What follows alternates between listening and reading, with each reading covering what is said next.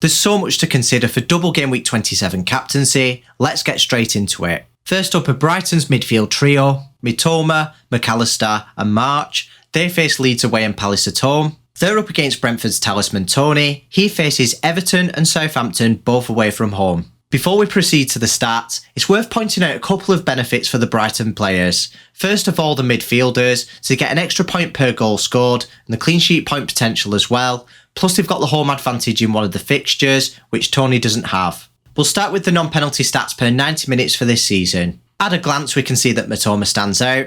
That's because his output has been so high, but to be fair, he's almost doubled his underlying stats in terms of overperforming them, and at some point his stats are going to regress. That's going to be sooner rather than later. One thing I would say this game week, what I wouldn't typically say, is take these stats with a pinch of salt. I say that because Mitoma's stats are based on a small sample size of data when it comes to minutes, and McAllister used to play much deeper. He plays higher up the pitch now because Lallana's injured. He's actually in an attacking mid position, and his stats have improved massively. Of course I could have included more recent data in terms of form, but that would be an extremely small sample size of data. It wouldn't be too much to go off, therefore it would be unreliable. In all fairness, the reliable data belongs to March and Tony, and as you can see, Tony's got the most promising underlying stats. He's even got higher than Mitoma's small sample size of data. Another thing to consider is that the underlying stats are better at projecting future return points than actual return points themselves. When you think about it, Tony's stats are even better than what they first appear. He gets 20% less goal and XG weighting in those figures. They're the non-penalty stats. Tony's a dedicated penalty taker for Brentford,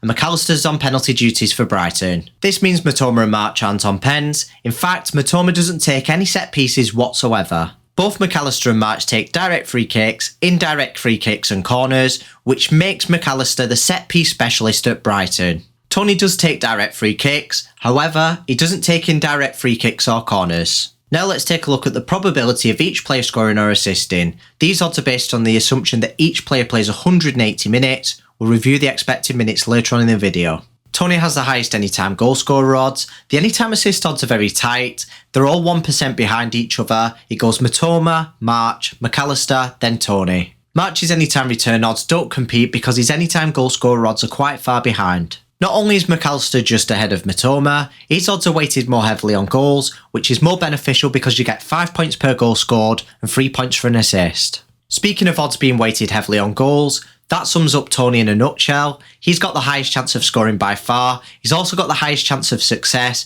with 70%. But one thing to remember is that he does get 4 points per goal scored, whilst McAllister and Mitoma get 5. Therefore, on the weighted odds, it's quite similar between those three. Tony's probability of returning is reflected on the points projections. He's got the highest on Fantasy Football Fix with 9.6, and the highest on Fantasy Football Scout isn't actually him, it's actually Mitoma with 9.1. March's projections are inconsistent. On Fantasy Football Fix he's just 0.2 behind the leader, and on Fantasy Football Scout he's 0.8 behind third place. I think the best thing we can do is average them out. McAllister's on 7.8, March is on 8.35, Mitoma's on 8.8 and Tony's just ahead on 9. By comparing the opposition's defence, we can see there's not much to split the opponents this game week. I'd say Tony has slightly easier opponents because of the goals conceded and expected goals conceded figures per 90 minutes, but they're only 0.1 ahead. His opponent's combined clean sheet odds are 15% better than Brighton's opponents.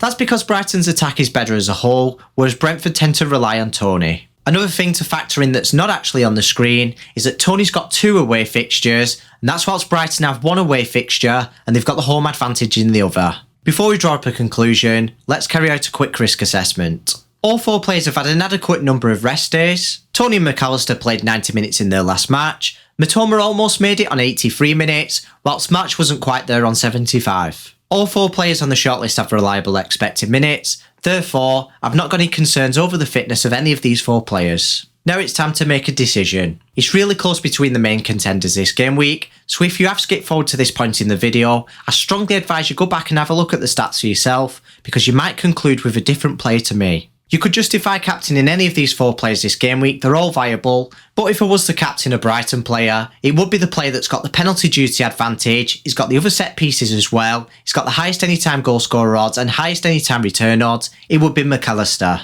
If you have to choose between Mitoma and March, I would put Mitoma slightly ahead because of what he offers from open play. The points projection stats and odds all back that up. Before I conclude, if you want to see more videos like this and my team selection video that's being published on Friday, make sure you subscribe so you don't miss any of them. Based on everything that I've seen, I believe Tony is the best captain pick this game week.